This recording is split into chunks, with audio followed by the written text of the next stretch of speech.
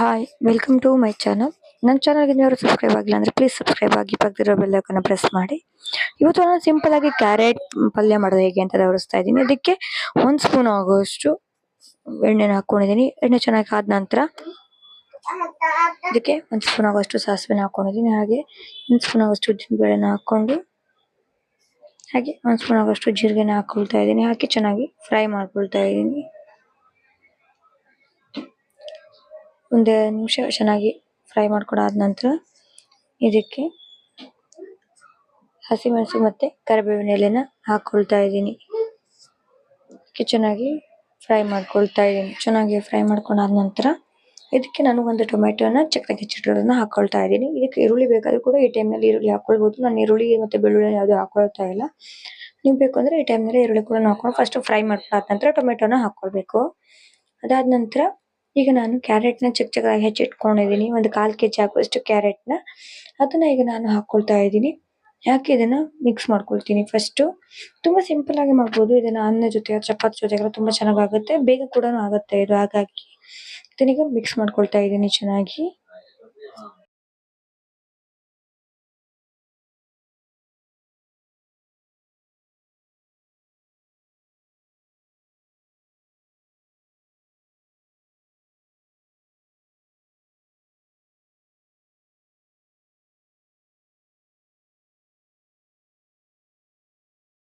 ನಾನೀಗ ಸ್ವಲ್ಪ ರುಚಿಗೆ ಉಪ್ಪನ್ನ ಹಾಕೊಳ್ತಾ ಇದ್ದೀನಿ. ಹಾಕಿ ಚೆನ್ನಾಗಿ ಮಿಕ್ಸ್ ಮಾಡ್ಕೊಳ್ತಾ ಇದ್ದೀನಿ. ಚೆನ್ನಾಗಿ ಮಿಕ್ಸ್ ಮಾಡ್ಕೊಳ್ಬೇಕು. ನಿಮ್ಗೆ ನಾನು ಮಾಡುವಂಥ ರೆಸಿಪೀಸ್ ನಿಮಗೆ ಇಷ್ಟ ಆಗಿದ್ದರೆ ಪ್ಲೀಸ್ ಲೈಕ್ ಮಾಡಿ, ಶೇರ್ ಮಾಡಿ, ಕಮೆಂಟ್ ಮಾಡಿ. ಹಾಗೆ ನನ್ನ ಚಾನಲ್ನ ಹೊಸಬರು ನೋಡ್ತಾ ಇದ್ದರೆ ಪ್ಲೀಸ್ ಸಬ್ಸ್ಕ್ರೈಬ್ ಮಾಡಿ. ಇದನ್ನು ಈಗ ನಾನು ಕವರ್ ಮಾಡಿ ಒಂದು 5 ನಿಮಿಷ ಮೀಡಿಯಂ ಫ್ಲೇಮಲ್ಲಿ ಇಟ್ಟು ಇದನ್ನು ಬೇಯಿಸ್ಕೊಳ್ತೀನಿ ನಾನು.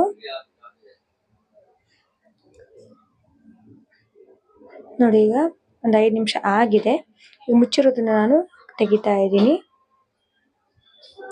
ನೋಡಿ ಈಗ ಕ್ಯಾರೆಟ್ ಕೂಡ ಸುಮಾರಾಗಿ ಬೆಂದಿದೆ ಕೂಡ, ಚೆನ್ನಾಗಿ ಬೆಂದಿದೆ. ನಾನು ಇದನ್ನ ಕ್ರಶ್ ಮಾಡ್ತಾ ಇಲ್ಲ, ಚೆನ್ನಾಗಿ ಬೆಂದಿದೆ ಇದು. ನೋಡಿ ಈ ಥರ ಮಾಡಿದಾಗ ಕ್ರಶ್ ಆಗ್ತಾ ಇದೆ, ಎಷ್ಟು ಚೆನ್ನಾಗಿ ಕಟ್ ಆಗ್ತಾ ಇದೆ. ಕ್ಯಾರೆಟ್ ಬೆಂದಿದೆ. ನಾನು ತುಂಬ ಇದು ಮೆತ್ತಗೆ ಮಾಡ್ಕೊಳ್ತಾ ಇಲ್ಲ, ಸ್ವಲ್ಪ ಬಾಯಿಗೆ ಸಿಕ್ಕೊಂಡಿರಲಿ ಅಂತ ಹೇಳಿ ಇಟ್ಕೊಂಡಿದ್ದೀನಿ. ಹಾಗೇನೆ ಇದಕ್ಕೆ ಈಗ ನಾನು ಕಾಯಿ ತುರಿನ ಹಾಕೊಳ್ತಾ ಇದ್ದೀನಿ. ಒಂದು ಅರ್ಧ ಕಾಯಿ ತುರಿನ ಹಾಕ್ಕೊಂಡಿದ್ದೀನಿ. ಹಾಕಿ ಇದನ್ನು ಮಿಕ್ಸ್ ಮಾಡ್ಕೊಳ್ತೀನಿ ಚೆನ್ನಾಗಿ. ಮಿಕ್ಸ್ ಮಾಡಿಕೊಂಡು ಒಂದು 2 ನಿಮಿಷ ಇದನ್ನ ಚೆನ್ನಾಗಿ ಫ್ರೈ ಮಾಡ್ಕೊಳ್ತೀನಿ. ಯಾಕೆಂದರೆ ಕಾಯಿ ಹಾಕಿದ್ಮೇಲೆ ಸ್ವಲ್ಪ ಚೆನ್ನಾಗಿ ಇದನ್ನು ಮಿಕ್ಸ್ ಮಾಡಿಕೊಂಡ್ರೆ ಚೆನ್ನಾಗಾಗುತ್ತೆ. ಕಾಯಿ ಹಾಕಿದ್ಮೇಲೆ ಏನು ಕವರ್ ಮಾಡಬೇಕು ಅಂತ ಏನಿಲ್ಲ, ಹೀಗೇ ಚೆನ್ನಾಗಿ ಹುರ್ಕೊಳ್ತಾ ಇದ್ದೀನಿ ಇದನ್ನು.